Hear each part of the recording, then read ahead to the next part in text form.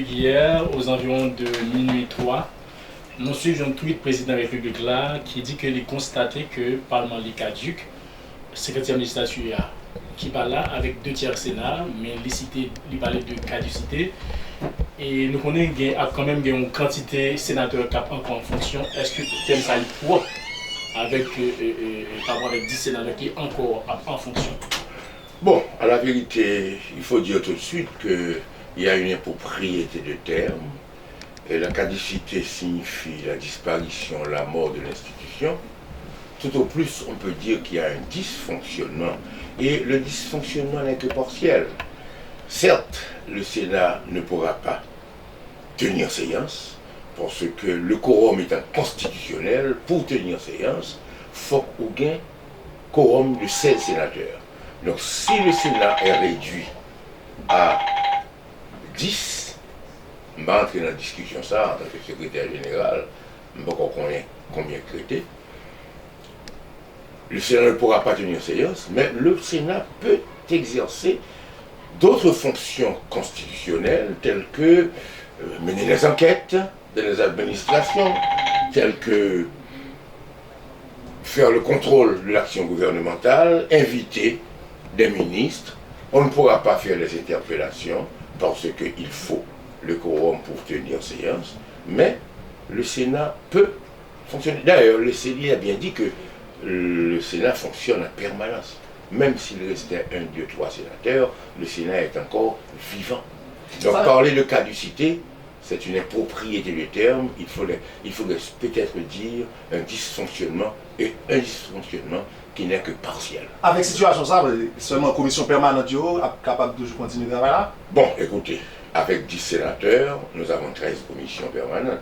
Voyez-vous, il y a certainement une étude qui pourra être faite pour avoir des commissions spéciales, des commissions fortes, certaines commissions, telles que commission justice, commission éthique, qui vont continuer à exister, mais il est difficile d'avoir 13 commissions avec 10 sénateurs, si jamais c'est 10 sénateurs traités. On va entrer dans la discussion, ça du tout.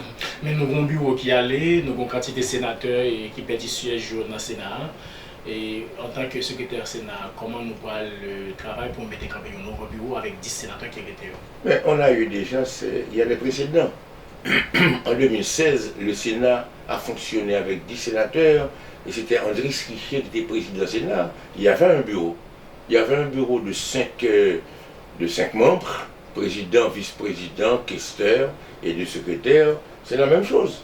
Et le règlement intérieur, l'article 12, 13, 14, 15 et 16 et suivant, il prévoit que le deuxième mardi de janvier, le Sénat doit se réunir pour former un bureau. Certainement, demain, mardi, 10 ou 19 sénateurs vont se réunir pour former un bureau, pour faire fonctionner le Sénat. Parce que faut que le Sénat fonctionne, il faut qu'il y ait un président, il faut qu'il y ait un questeur pour gérer les choses administratives et financières. Donc, il faut que nous ayons une structure ça. Et pour les sénateurs qui allaient, est-ce qu'ils ont déjà commencé matériel qui Non, il est un petit peu tôt pour vous dire ça, parce que quand même, ils s'en vont le 13, nous sommes au 13, laissez-leur le temps quand même de se amener les clés des bureaux, bien les véhicules, etc. etc. Donc, on attend ça. De toute façon, moi-même, j'ai préparé la salle pour la réunion du Sénat demain et me préparer une salle pour 30 sénateurs. Parce que moi-même, je connais que le Sénat, c'est 30 sénateurs gagnent. Donc, bon, il y a un qui parle là, nous fonctionnons avec 29 sénateurs, mais la salle est apprêtée pour 30 sénateurs. Sur 10, 10 sur 19, 19 sur 29, 29. Nous, secrétaire général, nous ne faisons pas de politique, nous faisons de l'administration. Qui est le Sénat qui a fait séance là? Nous avons possibilité de faire séance qui est?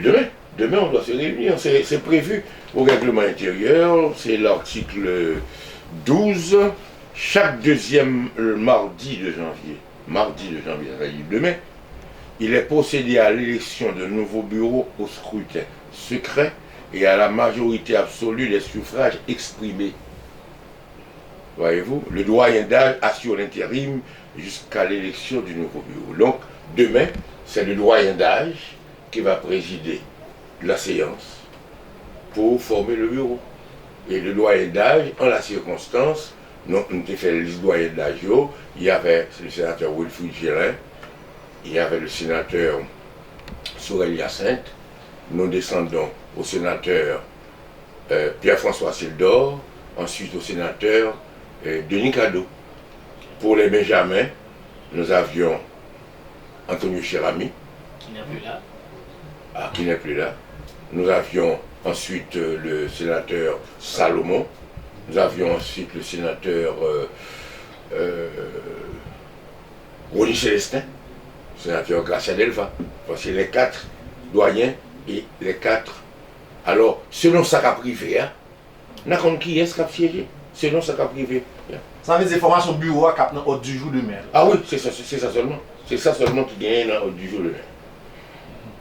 Mais qu'en est-il de leur travail législatif et le Sénat bien? Non, le Sénat ne peut pas faire de travaux législatifs tels que voter les lois. Parce que pour voter les lois, premièrement, il faut qu'on ait un quorum pour faire séance. Et pour que un texte vienne loi, il faut qu'il soit voté dans les mêmes termes de les deux chambres. Il n'y a pas de chambre des députés. La chambre des députés est caduque. C'est la chambre des députés qui est caduque, pas le Parlement. Ça veut dire l'administration a continué à fonctionner. Ah oui, l'administration continue de fonctionner puisque nous avons des employés. Nous attendons qu'on organise les élections pour que les tiers ou le tiers rentrent pour que ça continue à fonctionner. L'administration continue de fonctionner. Absolument. D'accord. Merci un peu, le secrétaire général. Merci. À votre entier service. Et nous très satisfaits. Ok. La paix, comme nous. Merci. Ok, d'accord, pas de problème.